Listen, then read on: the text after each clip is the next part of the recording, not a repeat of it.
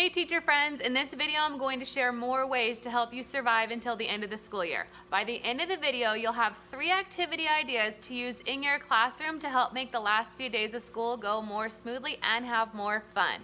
This video is the second video in the Teachers vs. Zombies Countdown to Summer Challenge. What I'm doing is releasing a video each week that contains 3 activity ideas for you to use in your class with your students to avoid them turning into just little screen zombies on their Chromebooks or watching the TV, and also to help make sure that you are ending your school year by having fun with your kids. In case we haven't met, I'm Natalie Priester. I'm a teacher who likes making videos to help other teachers. The ideas in this series come from my years of teaching experience. Some are things I've done, some are things I did when I was a student, and some are things that I've wanted to do but I always forget to do because I get just so tunnel vision at the end of the year. Also, quite a few of them are inspired from my experience working at a Girl Scout summer camp. So let's get started with the 3 activity ideas, which is why you are here. First activity is to make a class memory book. You spent the whole year building relationships in your class, and now it's time to close that out. But you don't want your kids to lose the friendships that they made. A memory book helps to fix that. It's so easy to capture your community into a book. Now I know you can totally tech this up. Like, I love tech and I do all the tech stuff too. In fact, Google Slides would be the perfect tool to do this with. You can do so much with slides. In fact, my friend Jennifer Scott, I'll put her link below, she actually makes her whole yearbook out of Google Slides. So I know you can tech it up, but there's something to be said about handwritten memories and notes from kid to kid, especially because our kids don't have a lot of that. Also, the tech can take a little bit of time, especially if your kids aren't used to using slides, and paper sometimes is just the simpler way to go. So here's the steps. I'm gonna give you the non-techie version, but it's easy to tech it up. First thing to do is to have a class meeting and reflect on the year and post the notes somewhere so the kids can see all of the ideas. Second, give each kid a sheet of paper, mark off 1-inch margins around the paper, okay? So each kid gets a paper with a dead zone around the edges. They can use a ruler and a pencil. Then, ask each kid to decorate her page. All she has to do is put her name on it somewhere big, and then it's up to her.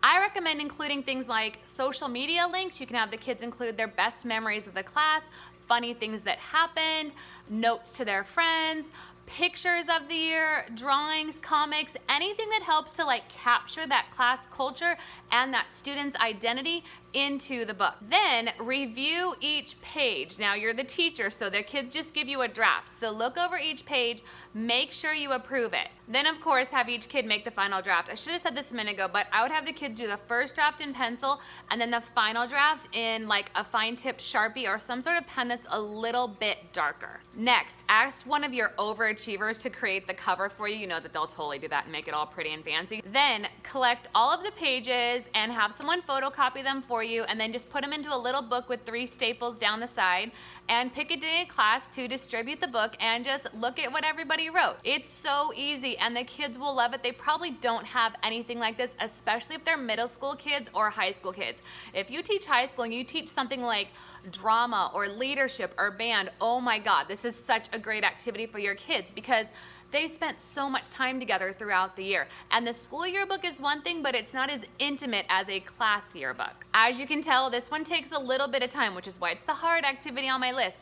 Also, I'm telling you now while you still have a few weeks of school left, so you can plan it and just slowly roll it out with your kids so that you don't feel stressed. By the way, it's totally worth it. I wish I remembered to do this every year. I made one my first year of teaching. It was inspired by something we did at Girl Scout camp. Anyways, I love my first book with my kids, and they're so grown now, but it's worth it. Do it. The second activity is to find a summer reading program. This isn't really hard. Most libraries have free summer reading programs for kids, and they're filled with incentives. They have activities for the kids to go in the library and have face-to-face events. They have crafts. There's tons of ideas, and the libraries struggle to get that information to the kids. If you contact your local library, they can actually send you flyers and you can help promote the event from your class. You can tell your kids, you can send it home with their parents and encourage them to go and participate and connect with the library. A few years ago, I did this in San Diego,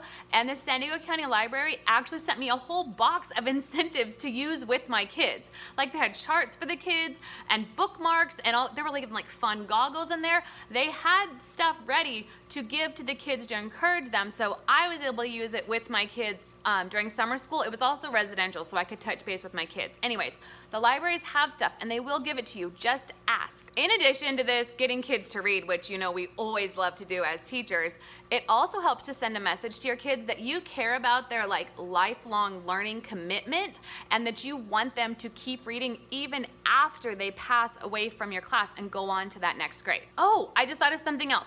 If you teach something besides English or general subjects, you can also use this. What if you contacted a local museum to find out about their summer programs and then pass that information on to your kids? Basically, the big idea of this one doesn't have to be reading. It's just find things in your community that are happening during the summer and connect them to your kids, so as they go out the door, they have something to look forward to that involves learning. Number 3, take your kids outside. I told you these would get easier. This is the easiest one. Spring, early summer is the best time to get out of the classroom and just go outside. Well, maybe not for my Alaska educator friends, but for the rest of us, head on outside, enjoy the sunshine. Just pick up your lesson and move it outside. It's so easy. Pick up your Chromebooks and go sit at the lunch tables.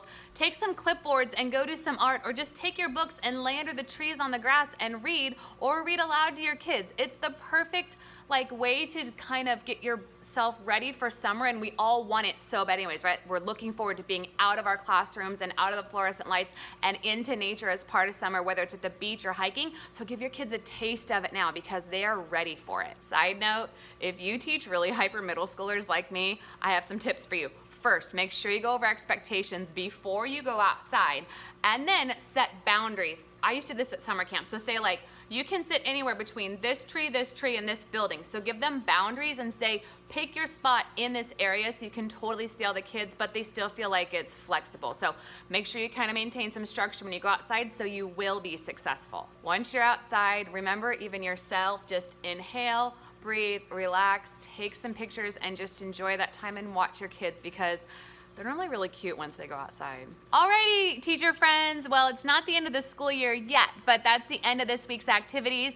If you have another idea that you do with your class that you would like to share, please put in the comments below. What's your favorite thing to do with your kids at the end of the year? Okay, now time for all of that YouTube-y stuff. Are you ready? If you like this video, hit like. If you want to see more like this, hit subscribe. If you have a question, put in the comments below, or a comment for me, add it down there. I'll be sure to reply. If you want to make sure you don't miss any of my videos, hit that little bell. That's a new thing on YouTube, but you have to hit the bell to get notified of my videos. And if you loved this video, please share it with your teacher friends. Speaking of friends, we should totally be friends. My social media links are below. I'm the most active on my Instagram account, and I post pictures, videos daily from my classroom reflections after work, so check out my Instagram. Okay, thank you so much for watching. I will see you next time. Bye, teachers.